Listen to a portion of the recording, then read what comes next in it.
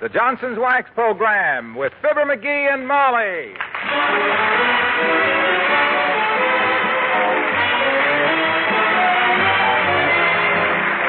The makers of Johnson's Wax products for home and industry present Fibber, McGee, and Molly with Bill Thompson, Gail Gordon, Arthur Q. Bryan, and me, Harlow Wilcox. The script is by Don Quinn and Phil Leslie. Music by the King's Men and Billy Mills Orchestra.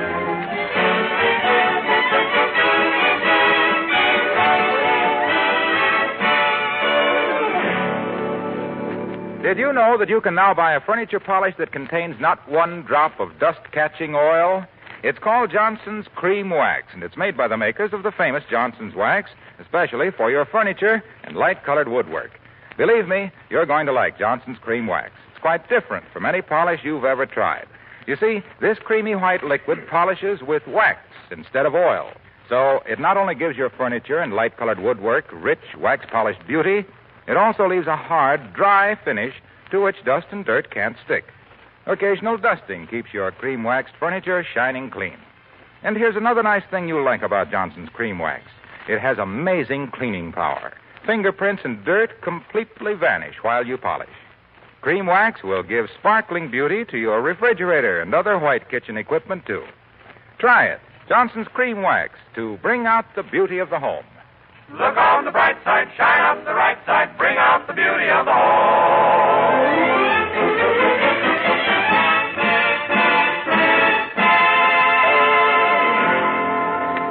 The Wistful Vista Gazette is running a series of articles on the daily lives of typical local citizens. So naturally, the first one they'd interview would be a man who is a social and civic leader, a captain of industry, and one of the city's favorite sons. Yep, that's the one they ran last week. This week, they're going way out in left field to interview Fibber, McGee, and Molly.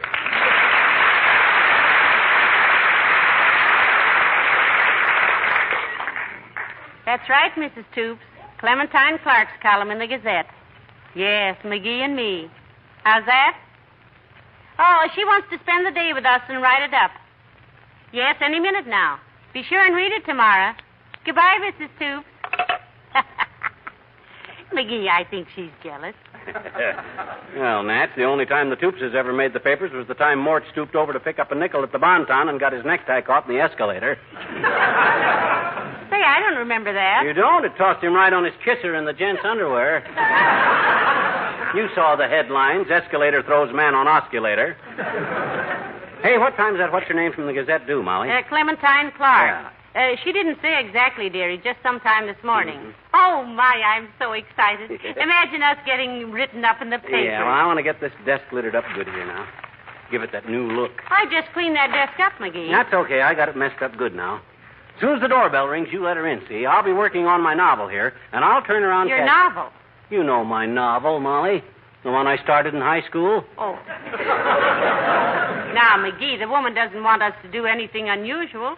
She wants a story of just an average day with us. Oh, my gosh, you know me, Molly. I never had an average day in my life. There's always something. I'll give her plenty to write about, though. Don't you worry. Well, I only hope you don't... Oh, here she comes. Quick. Where's my novel? Oh, here it is. My pencil. Where's my pencil? I got to have a pencil. Behind your ear. Ear. Oh, which ear? Oh, my gosh, she's coming. I want to look. Oh, here it is. Okay, let her in. Come in.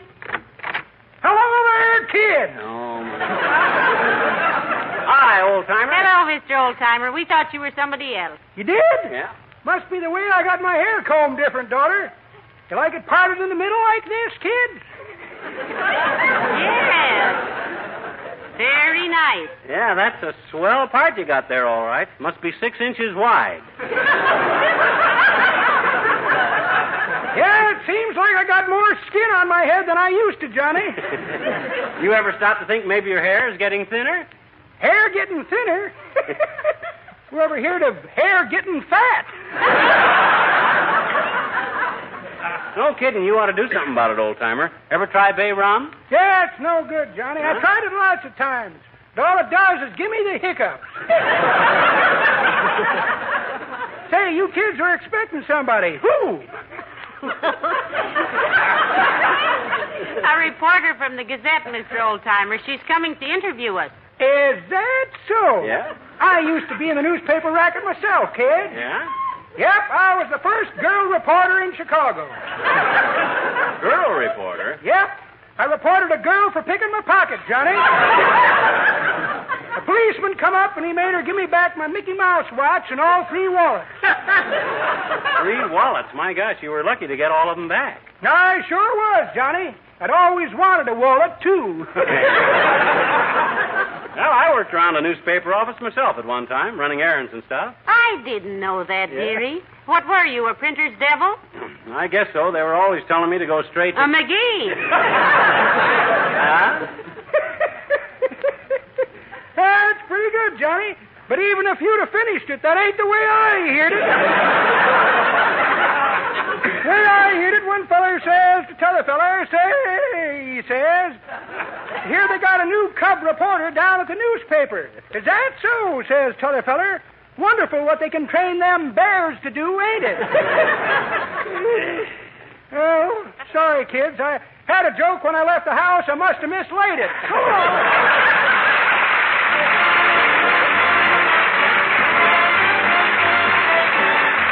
Billy Mills and the orchestra and Peggy O'Neill.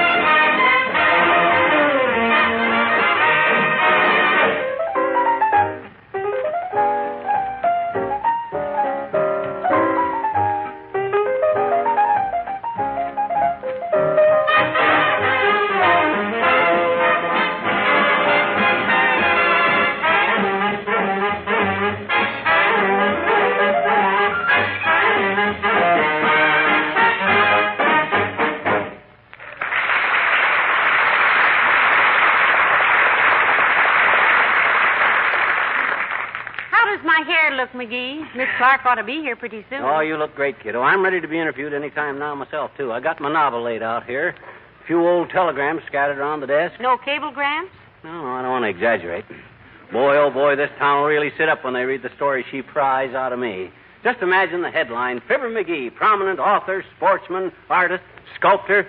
Oh, hey, sculptor. Where's my modeling clay, Molly? I got to have my modeling clay out here. McGee, no, please, now. I put that stuff up in the attic the last time I scraped it off the Davenport.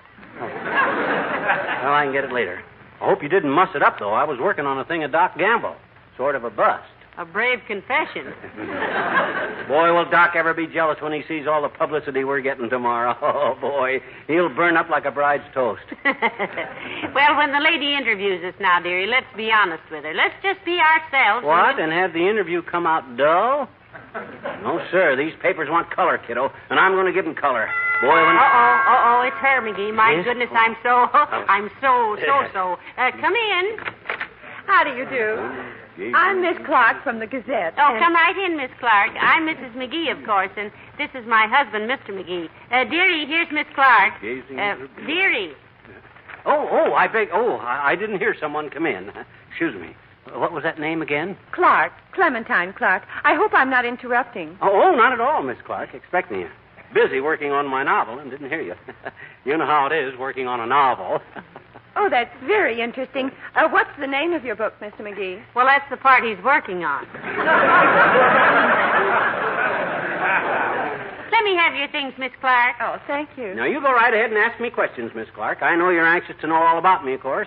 Well, I was born in a little white house on the top of Kickapoo Hill, just outside of Peoria, and it was in if you don't mind, Mr. McGee, I'd like to just visit with you and Mrs. McGee for a while. Just sort of get the atmosphere of your home.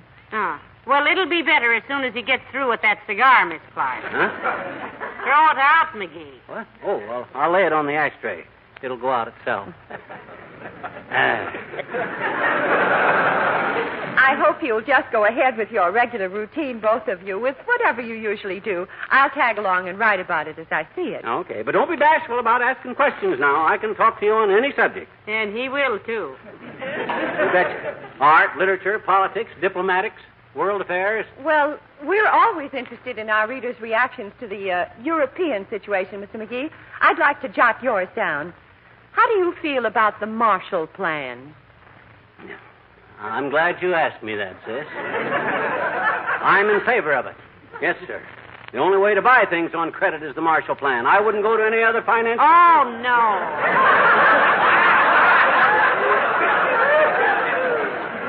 No, dearie. That's the Morris Plan. Oh, the Marshall Plan. Sure, that's the plan for European relief. Yes. Oh, that Marshall Plan. Well, the way I look at it, sis, if Marshall likes it, it's good enough for me. Very nicely stated. Yes, sir. Any guy that can make as much money in Wall Street as J.P. Marshall ought to know how to handle it. I think you're thinking of J.P. Morgan, Mr. McGee. Oh, what did I say, Marshall? I meant to say Morgan. A good man, Morgan. I'll vote for him. You can print that, sis. I hope you wrote all that down, Miss Clark. I doubt if we could do it that way again. Say, would you like to come... Oh, I think that's Mr. Williams, McGee. Come in. That's the weatherman. Mrs. Clark lives next door. Hi, Foggy, old man. Hello, Mr. Williams. Hello, Mrs. McGee. And Mr. McGee. Well, Miss Clark. How are you, Miss Williams? Oh, you two know each other, huh? Oh, yes. We see each other at the Gazette. Quite a surprise finding you here, though, Miss Clark. I thought you only interviewed people of interest. I thought you were doing stories about important... Hasn't the weather been lovely sometimes? Miss Clark is going to do a story about us, Mr. Williams. Yeah. Did you ever make the headlines yourself, Foggy? Oh, yes, Mr. McGee. I remember it quite well. Yeah? I predicted rain 3 days in a row, and it rained every day. That's awfully good predicting, Mr. Williams. You must have some wonderful instruments. May I tell you a little secret? Yeah? My instruments were broken that week, and I called my shots from my uncle's rheumatism. Nice running into you here, Mr. Williams. Have you lived next door to Miss McGee very long? Why, let me see now. The first week I moved here, he borrowed my hammer and some shingle nails. The next week, shingles. Then there was the folding ruler and 8 feet of gas pipe week. 10 feet. I got another piece after you went to work.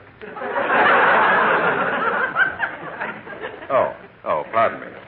Then the snow shovel, lawnmower, and beach umbrella. The weather was uncertain that week. I never take any chances. Then there was the week he borrowed the rug out of the front hall. Rug out of your hall? What on earth did Well, he... I believe he wanted to get under his car to grease it, Mrs. McGee. That's right. I had on a clean shirt of Foggy's. And the leg off our card table to replace one he broke on his own. That makes 10 weeks. Good heavens. Have I only been living next door for 10 weeks? Seems like... Well, I must get home and check my groundhog. Good day, probably.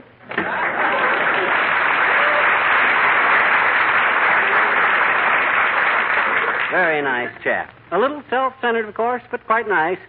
He keeps a groundhog. Oh, we got lots of friends. Yes. Well, I'd like some information on Mrs... Now, you take Doc Gamble, for instance. He's a doctor. He's known me so long he can't stand me. Very jealous type of guy. When he sees this big story on me in the paper tomorrow, boy, will he blow a fuse. Yes. Mrs. McGee, suppose you tell me a little about yourself for a change. Just general information about... Me? Oh.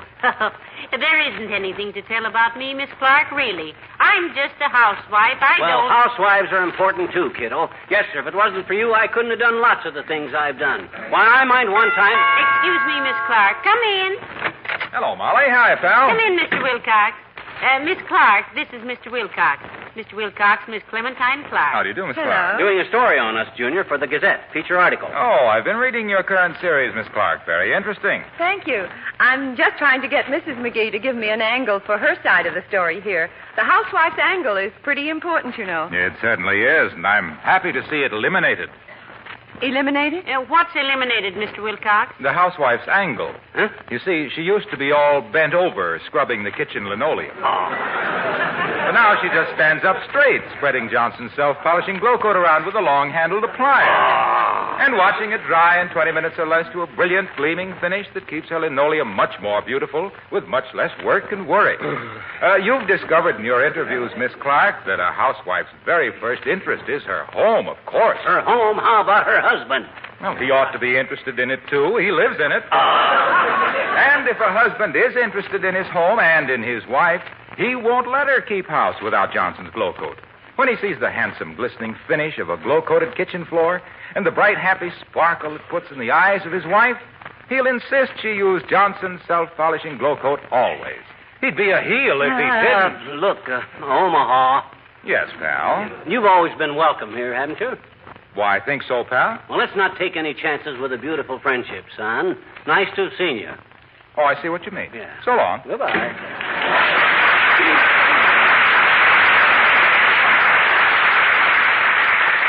Isn't he nice, Miss Clark? Yes. What was he talking about, anyhow? Search me, sis. He comes in here every week and goes on like that. We think he's a salesman of some kind. Yeah. Let's see, now, where were we now? Oh, yeah. I was saying that writing, sports, art, and politics are just a few of my talents, sis. You see, I got what you might call many faucets to my personality. You shouldn't let them all run at once, though. You're drowning us with talent. Yes. Now, I can spare it. Now, you take the other side of my character, the hard-headed businessman side. I've been... Recess again. Oh, we have so many friends. I hope you don't mind. Come in. Oh, hello, Mr. Boomer. Greetings, my little prairie flower, and good day to you, fiddleface. Who is this charming bit of fascinating femininity? Some woodland zephyr fluttering in on a vagrant breeze? No, this is Miss Clark of the Gazette. Miss Clark, may I present Mr. Boomer? How do you do? Horatio K. Boomer, my dear, at your service. I shall spread my cloak at your dainty feet. Cut it out, Boomer. She's a newspaper woman. Miss Clark is writing a story about us for the Gazette, Mr. Boomer. Well, very interesting, yes, indeed.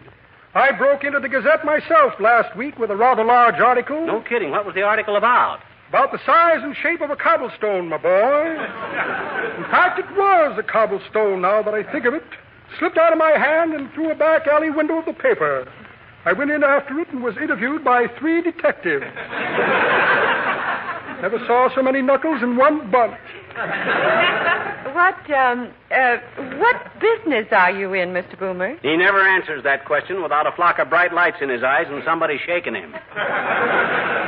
Quiet, you insolent puppy! At the moment, my dear, I'm the sole local representative of the Ajax Little Gem Guaranteed Fruit Jar Opener. Oh. Guaranteed to open any jar with a simple twist of the wrist or your $50 back. Oh, really, Mr. Boomer? We always have trouble opening fruit jars. Happy to show you a sample, my dear. Fruit jar opener, fruit jar. Now, what did I do with that opener? Here's an interesting photograph of my Uncle Macintosh, Boomer, playing the bagpipes with his trusty jug empty beside him. He was the original pie-eyed piper. Here's a turtleneck sweater knit by a girl with tortoiseshell glasses. Might have fit better if she'd used knitting needles. The jar opener, Boomer, the opener, remember? Yes, what do I do with that jar opener? Now, here's a fox choker for choking foxes. And a check for a short beer. Well, what do you know? Here's the jar opener right here. Why, in that package? Let's see it. Open it up. Sorry, it's sealed for sanitary purposes, my boy. Oh, well, how does it work, Homer? Very simple, Simon. Yeah? Inside this package, you'll find a brick bat. Oh. Simply take the jar, bat it with the brick, and it'll open like a fractured vault. Ta-ta, Toodles, chop, chop, chop, and so long, sob sister.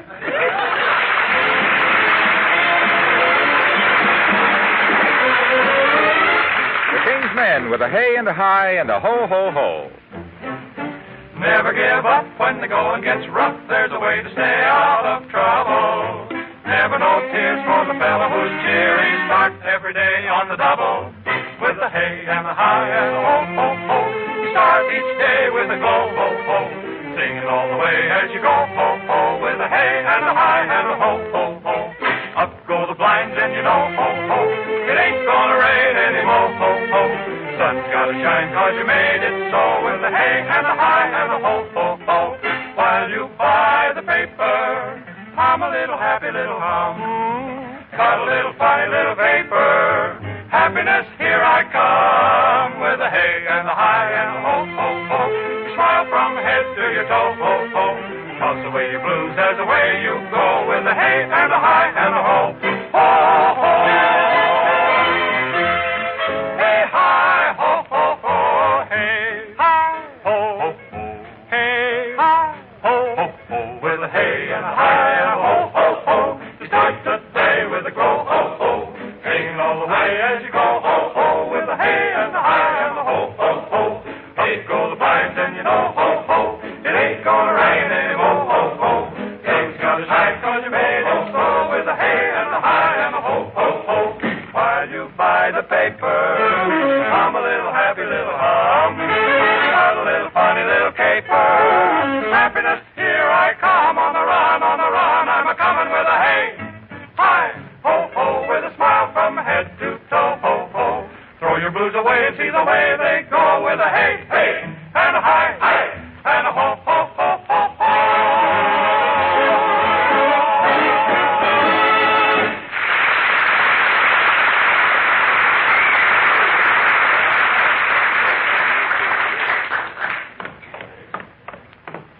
And the wallpaper here in the hall ties in with the color scheme in our bedroom, you see, Miss Clark. Oh, the whole house is so nicely done, Mrs. McGee. Well, thank you. McGee wanted to do our room in rawhide with a moose head over the bed. But I managed to talk him out of Well, that. did you see everything upstairs, sis? Well, I have quite a lot of notes, Mr. Now, McGee. sit down here and I'll fill you in on my background while you're resting. You see, the way I figure one's background is everything. I come from a very old family myself. Really? Yep, the last time I saw my family, there wasn't one of them under 65. And a happier bunch of hillbillies. Come in. Oh, hello, Dr. Gamble. It's nice to see you. Hello, my dear. Hello, stupid. Oh, excuse me. I didn't know you had a guest. This is Miss Clark from the Gazette, Doc, the Whistle Vista Gazette. Doc Gamble says. How do you do, Doctor? I've heard a lot about you. And I've been reading your articles, Miss Clark.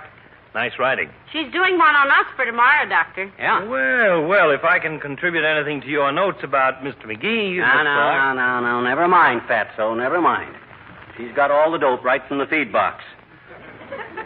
Just put your needle back in your satchel, Sawbones. Why, my boy, Some of my most interesting notes have come from your friends, Mr. McGee.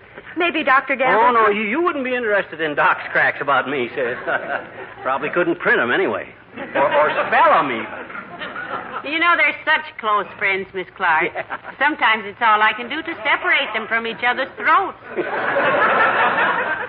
I'd be very happy to give you my impression of him, Miss Clark. I've known him Now since... cut it out, Doc. Skip it. She's got all the stuff she needs. You keep your big fat prognosis out of this. You mean his big fat proboscis, McGee? Well, that too. Just ignore him, sis. Don't write anything down that he says. Don't let his bluster frighten you, Miss Clark. That's just a cover-up. Underneath it, he's really a swell little guy. Who, me? Well, gee whiz, Doc. Oh, he makes a few mistakes, like we all do.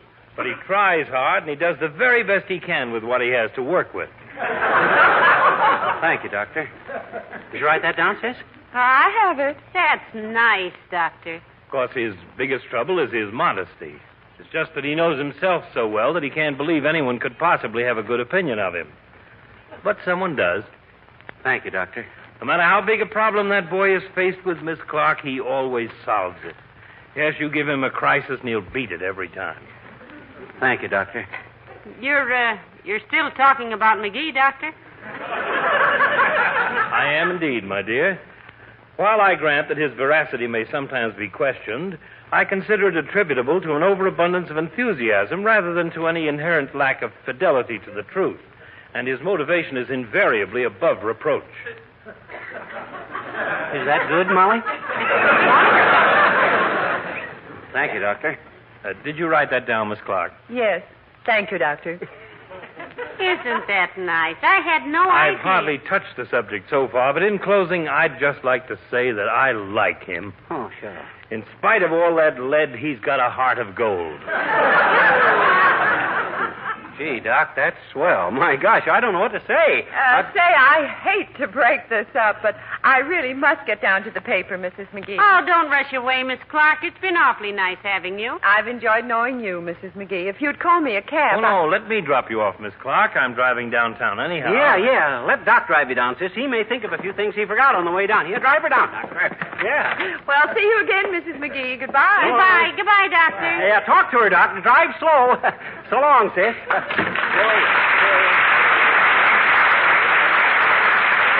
Boy, what a story that'll make. They'll really give us a write-up now. Ah, good old Doc. Wasn't he wonderful? Yeah. I've always said he was a sweet Boy, character. did he ever get in there and pitch. Boy, oh boy, I can hardly wait to see that paper. How long do we have to wait for that?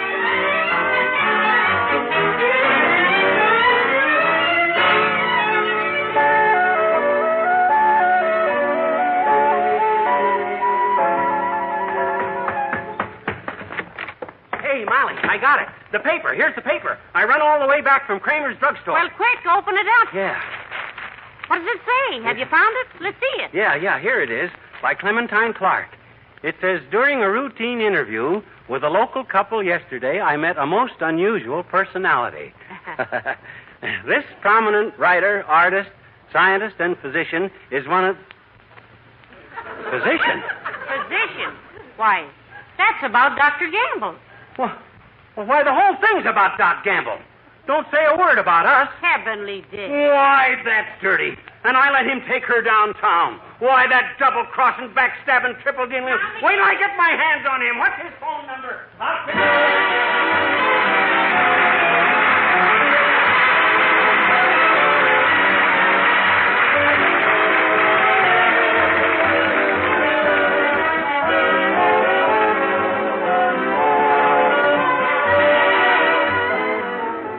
If you have a nice table or radio or some other piece of furniture in your home that you're especially proud of, I'd like to make a helpful suggestion. Try polishing that piece of furniture with Johnson's Cream Wax. Believe me, you'll get a most pleasant surprise. It's easy. Just rub on a little cream wax, let dry for a few seconds, then polish lightly. Notice how clean the surface becomes, how clear and lovely the grain of the wood is. That's because this creamy white liquid contains special cleansing ingredients which remove every trace of dirt and fingerprints, then quickly polishes to a beautiful luster. There's not a single drop of oil in Johnson's Cream Wax. This means that dust and dirt won't stick to your furniture and light-colored woodwork, and just an occasional light dusting will keep them shining clean. Johnson's Cream Wax is perfect for cleaning and wax protecting your refrigerator and other white kitchen equipment, too. You'll like it. Johnson's Cream Wax, to bring out the beauty of the home. Look on the bright side, shine up the right side, bring out the beauty of the home.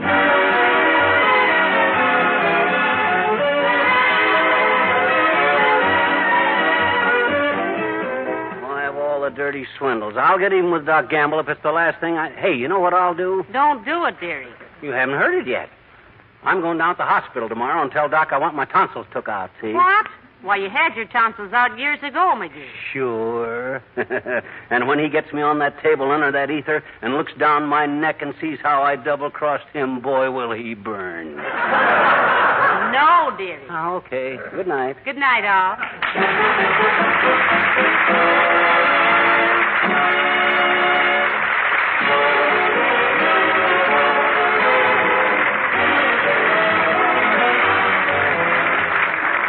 Marlowe Wilcox, speaking for the makers of Johnson's Wax Products for home and industry, inviting you to be with us again next Tuesday night. Good night. This is NBC, the national broadcasting company.